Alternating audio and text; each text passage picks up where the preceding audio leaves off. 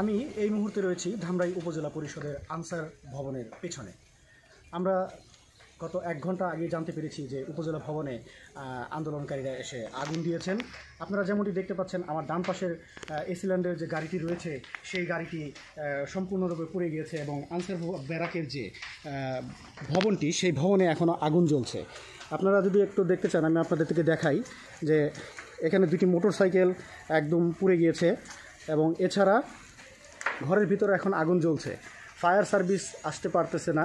স্থানীয় এলাকাবাসী যারা আছেন তারা আগুন নেভানোর কাজে অনেকটাই কাজ করেছেন। আপনারা এসিল্যান্ডের গাড়িটি দেখতে পাচ্ছেন, এই গাড়িটি একদম পুরো শেষ। এছাড়াও আমরা খবর পেয়েছি যে ধামরাই উপজেলা পরিষদের নির্বাহী অফিসার ওনার বাসভবনে, যে উপজেলা নির্বাহী অফিসারের বাসভবন, সেইখানেও আগুন দেওয়া হয়েছে। আমরা ওই পাশটা আপনাদেরকে দেখানোর চেষ্টা করব।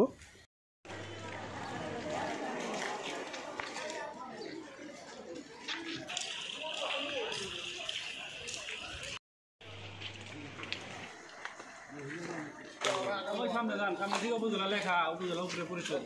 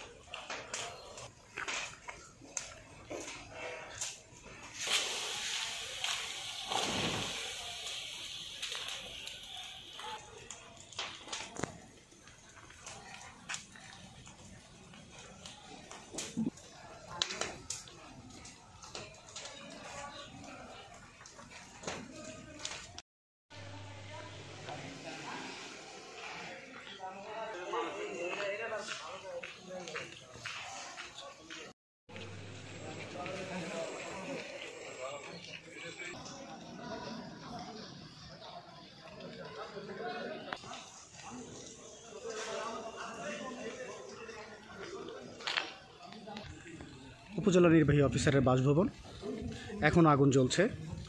আপনারা দেখতে পাচ্ছেন গাড়িটি পুড়ছে, ভিতরের কিছু যন্ত্রাংশ পুড়ছে এবং পাশের রুমের থাকা আসবাবপত্রগুলো পুড়ে যাচ্ছে।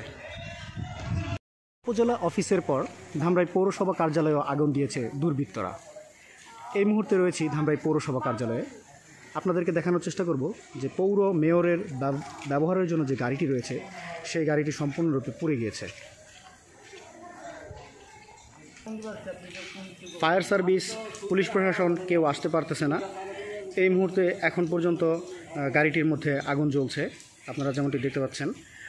এছাড়া পৌরসভা অফিসের ভেতরেও ভাঙচুর হয়েছে। আপনারা দোতলার দিকে দেখেন, কালো ধোঁয়া একদম কালো হয়ে গিয়েছে। গ্লাস, জানলার গ্লাস সব কিছু ভেঙে ফেলেছে।